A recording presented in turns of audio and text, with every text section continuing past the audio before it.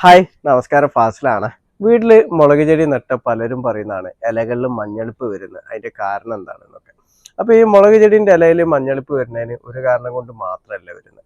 ഇപ്പൊ നമ്മളെ തളിര ഇലയിലാണ് മഞ്ഞളിപ്പ് വരുന്നത്, ചില ഈ നാമ്പ് ഇലയിൽ ആണ് മഞ്ഞളിപ്പ് വരുന്നത് കാണുന്നുണ്ടെങ്കിൽ അത് നമ്മളെ മണ്ണിൽ അമ്ലത കൂടുമ്പോഴും അതേപോലെ തന്നെ ചെടിക്ക് കറക്റ്റായിട്ട് കാൽസ്യം കിട്ടാതെ വരുമ്പോഴാണ് ഈ തളിര ഇലയിലൊക്കെ മഞ്ഞളിപ്പ് വരുന്നത്. കാരണം മുളക് ചെടിക്കൊക്കെ കാൽസ്യം അത്യാവശ്യത്തിന് കിട്ടേണ്ടതുണ്ട് കേട്ടോ. നമ്മൾ മറ്റേ ഫ്രൂട്ട് പ്ലാന്റിനൊക്കെ അപേക്ഷിച്ച് നോക്കുകയാണെന്നുണ്ടെങ്കിൽ മുളകിന് തക്കാളിക്കൊക്കെ കാൽസ്യം കൂടുതലായിട്ട് കിട്ടണം.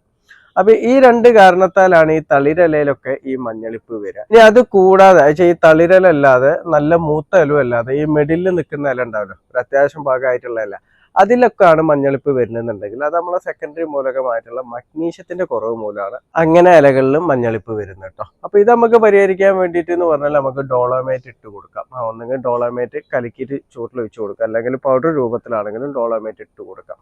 അപ്പോൾ ഡോളോമേറ്റ് ഇട്ട് ഒരു 5 ദിവസം 6 ദിവസം കഴിഞ്ഞതിന് ശേഷം ജൈവവളങ്ങൾ ഇട്ട് കൊടുക്കുക. അപ്പോൾ ഈ ഡോളോമേറ്റ് ഇട്ട് കൊടുക്കുമ്പോൾ അതിലൂടെ കാൽസ്യം കിട്ടും, മഗ്നീഷ്യം കിട്ടും, അതേപോലെ തന്നെ മണ്ണ് ന്യൂട്രൽ ആയിട്ടും കിട്ടും കേട്ടോ.